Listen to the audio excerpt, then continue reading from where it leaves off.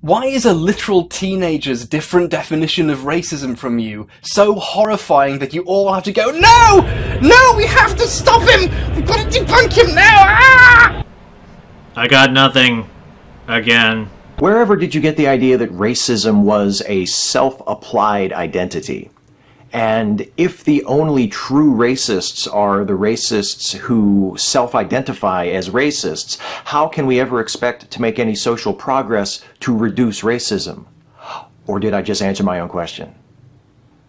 Well, most of the time, when somebody is an actual racist, they don't really have a problem telling you that they hate non-white people.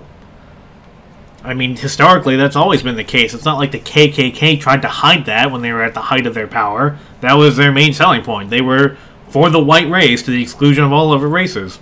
Part of the problem, too, is that your guys' definition of racism is so broad as to almost be meaningless. It's like racism is what you say and the intent behind it, and you guys just assume the absolute worst possible intent a lot of the times.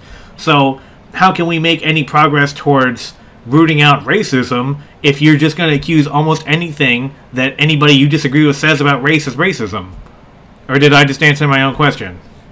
You often say that you are for equality of opportunity, but if people of color, for instance, have to overcome barriers whites do not, such as discrimination and unequal treatment, as are well documented in various studies, then how can the current situation be thought of as equal opportunity in any real way? And why do you consider it racist to discuss these issues? Okay, for one thing, why is it that throughout this entire video, Chrisiosity only got 3 questions, but H-Bomber Guy got 6? Because her questions are, like, way better than anybody else's. Like, far and away. Just throwing that out there. So, to actually answer her question, like I said, that's actually a really good question. And the only thing that I would say, people say that you should listen to the experience of black voices, and you should listen to the experience that black people have had to say, and I have listened to black people that I've known, and some of the stories they have about interactions that they've had with the police and interactions that they've had with just other people who weren't very smart, frankly, I will accept there is still a lingering prejudice against black people, especially black men.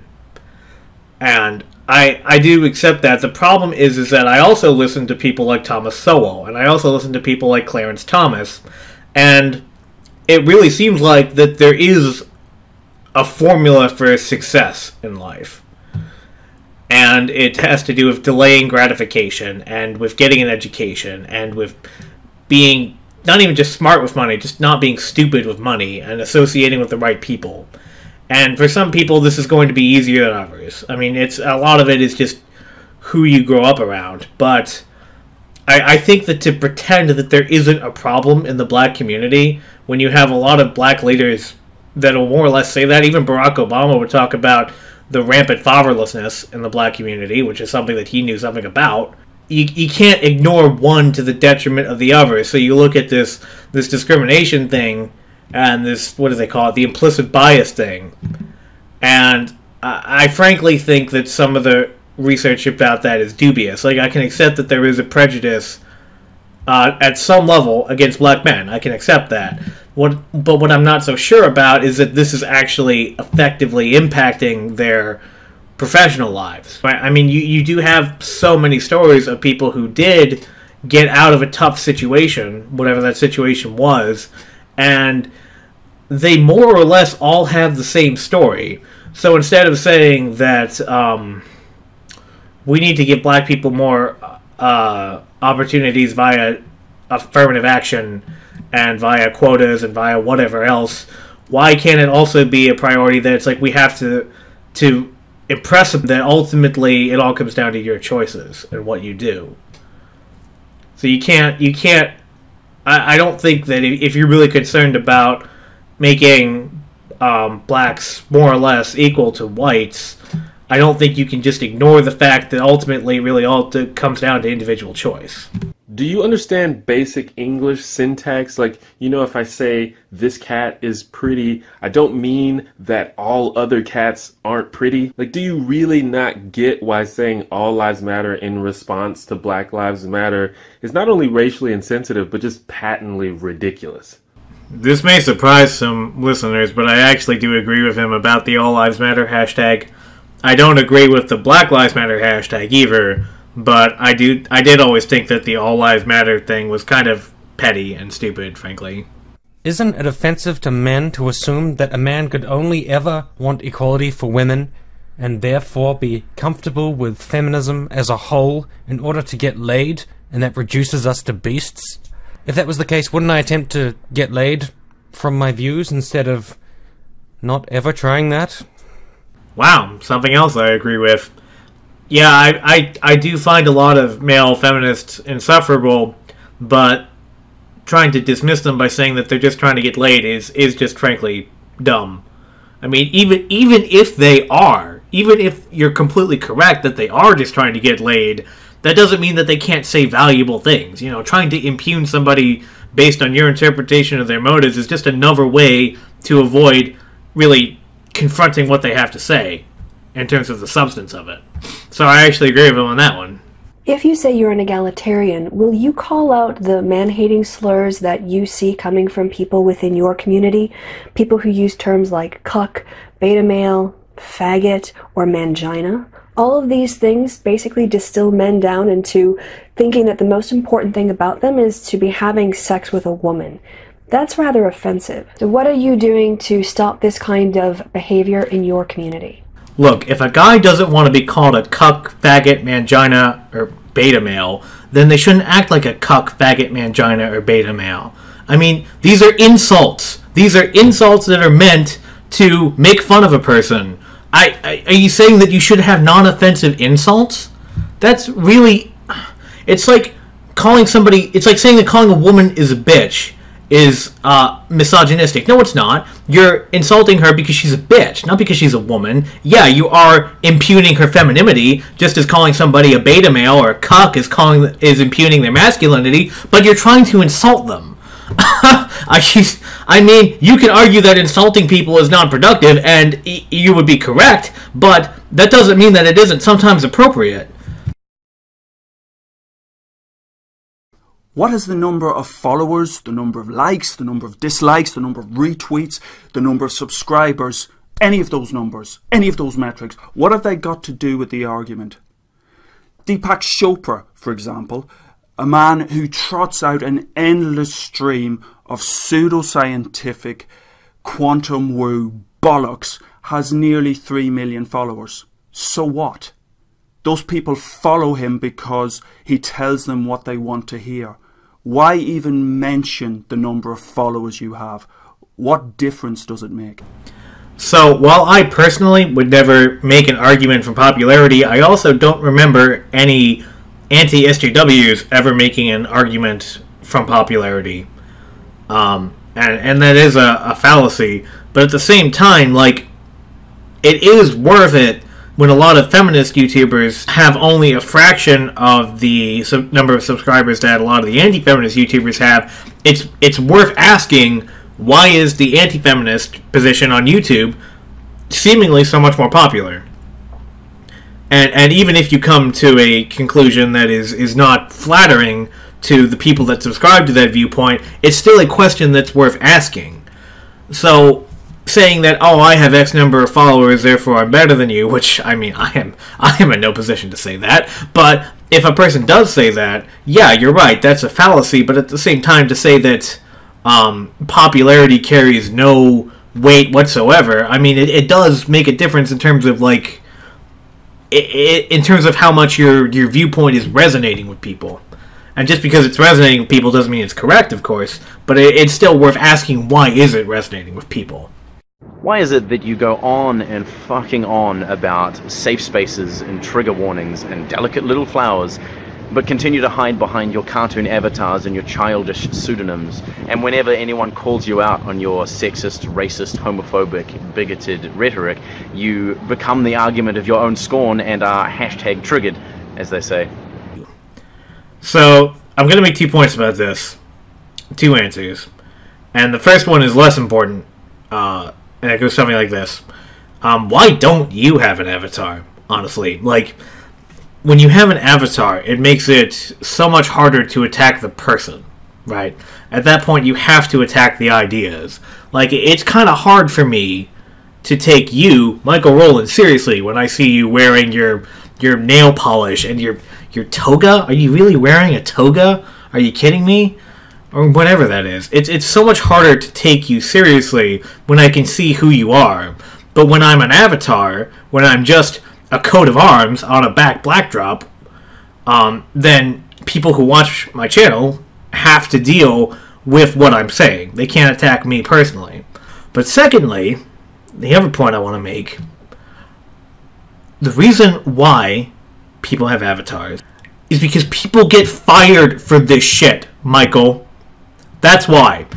People forget that the term social justice warrior, it didn't just refer blithely to anybody on the left. It does nowadays, but it didn't used to. It used to refer specifically to keyboard warriors who would get triggered and offended by things. They would go looking for things to get offended by and looking for like objectionable Facebook posts and tweets and whatever, and they would say, this is racist, this is sexist, and they would go to that person's employer and they would say, and how can you employ this person, right? They would ruin people's lives because that person had an opinion they didn't like. So a lot of us have avatars because we are seriously worried about losing our jobs. Okay, that is a rational fear to have in this day and age. And that's just sad. And you don't give a shit about that. You, Mr. Tolerant, you, Mr. fucking I care about everyone, you don't give a shit about that. You don't care that people can get fired for a fucking Facebook post. It goes both ways. I'm not saying that the left is entirely guilty of it. It's disgusting when it happens to people on the left, too. But when a bedroom feminist goes on and on about, you know, she's got a pink hair and she's in college, and she goes on and on about rape culture and the wage gap and stupid shit like that, and she, you know, you complain about Bering and people like that because they quote-unquote dogpile her, but getting chased off of YouTube is not really that big a deal, if you really fucking think about it, right? It's not really a huge deal that, oh, you have to delete your channel because of all the negative comments. It sucks, I imagine, but it's a learning experience. But what happens when you get tarred and feathered forever as being a racist or a sexist because you said something that some special snowflake, social justice warrior, didn't like, and they went to your boss and they got you fired? And you wonder why we have our avatars. You are not in serious danger of being fired for that. You aren't. Unless you say something really, really fucking retarded. You're a fucking moron.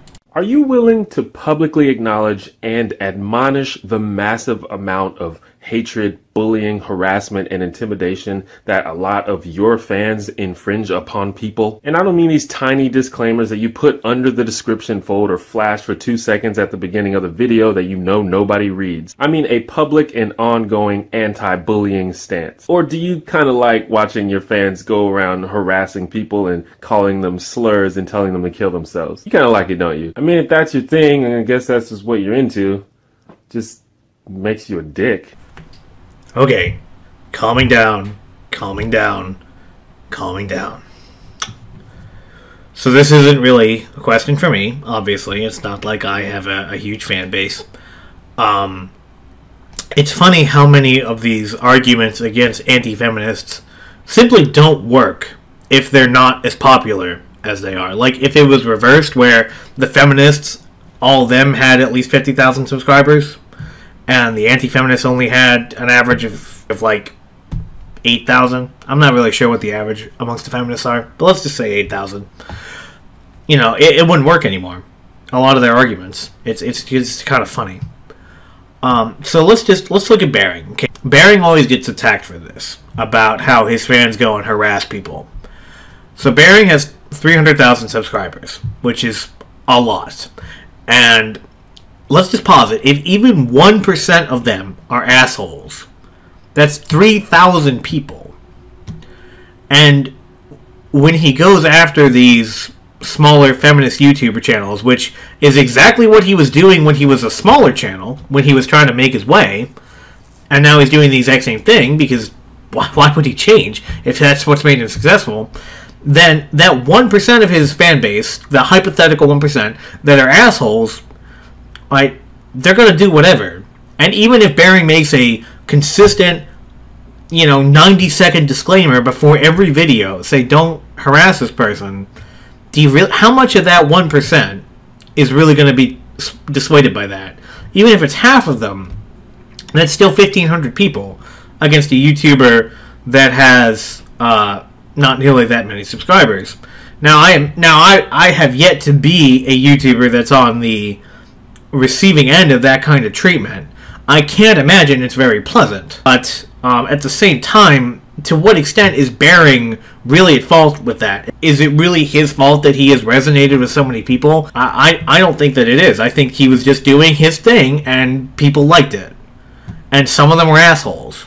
And some of them, yeah, they do this harassment and this bullying thing, but I don't think that's Bearing's fault, and I'm not really sure that there's anything he can do about it.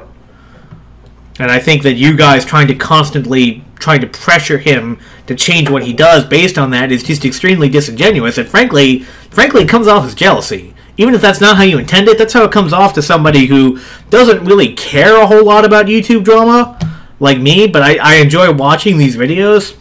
I'm just saying. Why do you find it so hard to believe that feminists are being harassed online? The big problem, of course, is what exactly is harassment. I mean, if you keep getting mean comments on the internet, is that really harassment? Specifically if those comments are in relation to ideas that you have put out or things that you said, I would say that it's not very pleasant, but I mean, what really constitutes harassment? I would say, if we're talking about genuine, actionable death threats, if we're talking about things received in the mail, if we're talking about that sort of thing, then yes, I would say that that's a problem. But if people are being just supremely unkind to you in your Twitter and on your YouTube comments and on your Facebook thing, you have my sympathies, but I'm not really sure that would be harassment, if that's what indeed we're talking about. But I don't know. You guys use definitions that sometimes baffle me, so I can't always even be sure that we're even really having the same conversation. So if you actually are being harassed in the way that I described, what with actual death threats and with physical things that happen to you in real life, then I would agree with you that is harassment, and I'm really sorry that that's happening. But I've also heard cases where a person claimed they were being harassed, and then when they actually got into the details of how they were being harassed, it frankly was not all that compelling in terms of actual harassment. Do you understand the key importance of reproducibility and repeatability in scientific research? That's simply going to Google Scholar, doing a 30-second search for keywords and pulling out the first paper you find that backs up your stance is not a particularly credible way to do research. That you have to have a much broader overview, to read the material, to follow the citations through, to look at the broad brush approach to a particular problem. You do realise that you're as much of a social justice warrior as those you critique. It's just that you espouse a different form of social justice, a rather less considerate, rather less forgiving, rather less kind form of social justice. So there's two completely separate questions here that have nothing to do with each other. I don't know if it was Philip Moriarty that edited that question or if it was the ultimate editor of this video, but it's just kind of weird is all. So as for his first question about the academic studies question, I just think it's like I said earlier in reference to one of the other questions he asked. He's talking about having academic rigor, but most of us that do this are just frankly pretty normal guys that just have a real problem with the direction that we're heading. So you're saying that you don't know how to follow studies, and you may be correct, but it's possible to be right on substance and wrong on facts. And I think that faulting somebody for not fully understanding how to work through a study, and you yourself are a professor who's been trained to do this, well, I've seen plenty of reports that reproducibility is a huge problem, particularly in the social sciences, which is where a lot of the social justice warrior stuff comes from. So this is kind of a case of removing the log in your own eye when worrying about the speck in your neighbor's eye. As for the second question about social justice means something in particular. As nebulous and amorphous as a force as it can seem, it does have a very particular meaning. It basically means to, well, in practice it means to privilege minorities and women over white men. It's more complicated than that, but in practice that's really what it means. And it actually started out, all the way back in the 19th century, as a Catholic thing to look out for the poor.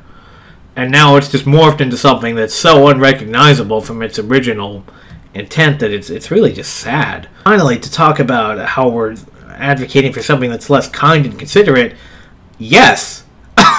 Because we're talking about the proper role of government, and we're talking about the proper role of various institutions, including the media and academia and the courts and all these other big institutions.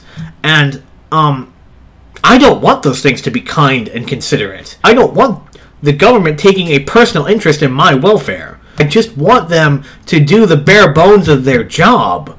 And that's all I care about. And you want them to do so much more than that. And they can't even do the basics of what their governing document requires them to do. I mean, how far from the Constitution have we gotten in the name of equality? You're going to tell me that society is better off for that? Are you kidding me? Kindness is not a virtue when it comes to public policy. In your personal life, sure, be as kind as you want. But I don't want the government to be kind. I want the government to worry about the law and nothing else. If you identify as an egalitarian, then I'm interested in your take on the usefulness of the concept of the original position as laid out by John Rawls in his theory of justice. Are you really gonna make me read? You bitch. Wow. I've never heard of that. You know, I'm not exactly an expert in philosophy, so this will be new for me. So let's see what we've got. Let's do the bare minimum and just read Wikipedia. So I feel like I could study this for years and still come up with new things about it. This is obviously a very complex theory that's based on a large background of philosophical thinking. And I'll flat out tell you, I don't understand it. I don't understand all the implications of it. I've kind of always defined liberty and basic rights as things you would have if you lived in a forest all by yourself with nobody else around you. And anything that you could do in that state, you have the right to do in a society that respects individual rights. I think one of the unsung virtues of capitalism is that it allows mediocrity in a way that no other system really does.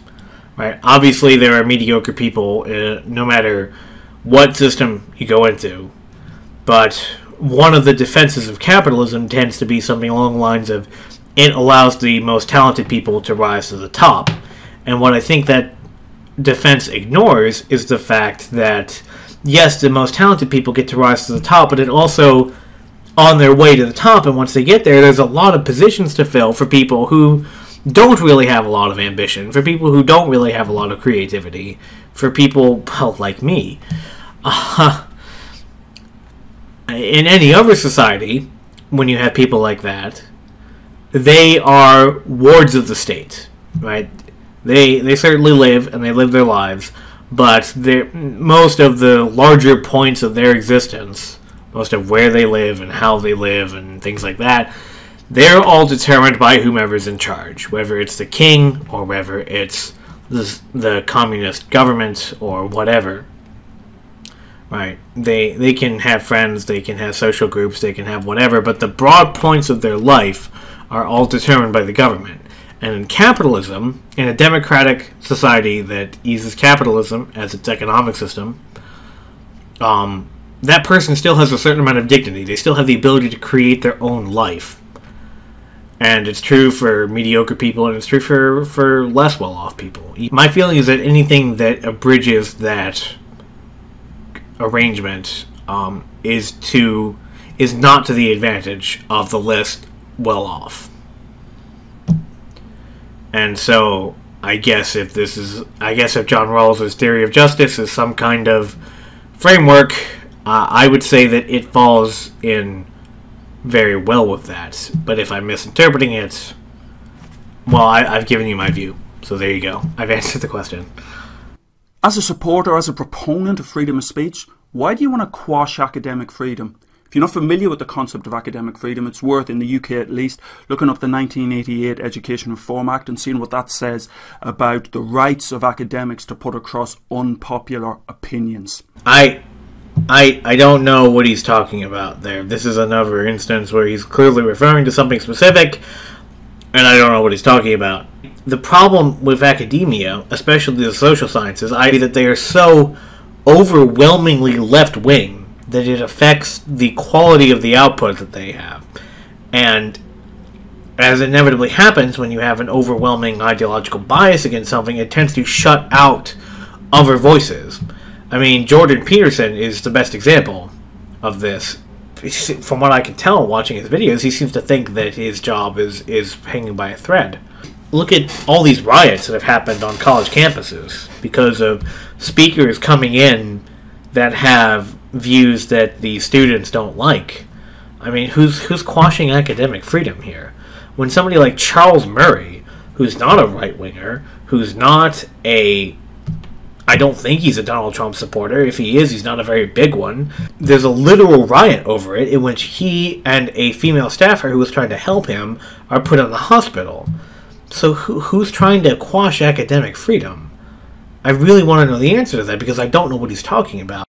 Why are you so obsessed with Anita Sarkeesian? You know, I'm not obsessed with Anita Sarkeesian, but I really applaud what she's doing. I think that she deserves some kind of commendation. She performed a real public service. She showed a lot of people, particularly young people, particularly young men, particularly young people that were not either terribly political, or they were politically to the left, or they were libertarian, or whatever, but she showed a lot of people that something that people on the right have known for a long time. And what we have been saying is that you may not be interested in the culture wars, but the culture wars are interested in you. And so when she starts going after video games using this radical far-left feminist perspective, it showed a lot of young men, but we on the right have known for a long time, which is that there is not really an end game to this. They are just simply going to attack everything that they can until they get their way, and then they're not going to be satisfied when they get their way until finally whatever they're attacking or whatever they're going after just simply ceases to be, and then they're going to find something new. So Anita Sarkeesian really woke a lot of people up to what the progressive left and what social justice warriors and what identity politics really leads to, right? It leads to the gutting of these cultural institutions. And so I really applaud her for that. I applaud her for being just so brazen, frankly. Do you really think you can spend your entire life in a perpetual state of emotional immaturity? Do you actually imagine that you will be able to perpetuate your adolescence for your entire existence? Wait, didn't somebody else ask this one? Wait, I gotta... Ah, fuck. Is this seriously coming from somebody on the left? I really don't know what to make of that. No, I don't think that I can. to answer your question, I don't. I don't know what to think. You've completely broken my head, dude. You've completely broken me because that is so incongruous, so I don't know what to think. So, congratulations. You have defeated me where no one else did. Oh man, that was awesome. Great. Look, Anita, I'm sorry. I thought I could debunk these incredibly well-reasoned arguments, but it turns out that when there isn't any reasoning because they only read the first paragraph of the study, there isn't anything to debunk. Yeah, I know it's a huge shame, but I guess I've technically failed. I know, but you're going to have to cut these bits out of the video. Yeah, that's a shame. Oh well, good luck with it anyway. I love you too. I am no longer speaking as an anti-SJW, as an anti-feminist, as a right-winger, as a whatever. I am just speaking as somebody who has watched a lot of movies and a lot of media over the years. You should have cut those bits out of the video. Okay. That wraps up this incredibly long video. I hope this was informative. If it wasn't, I don't know what to tell you. But thanks for watching. Like, subscribe, comment, whatever. See you later.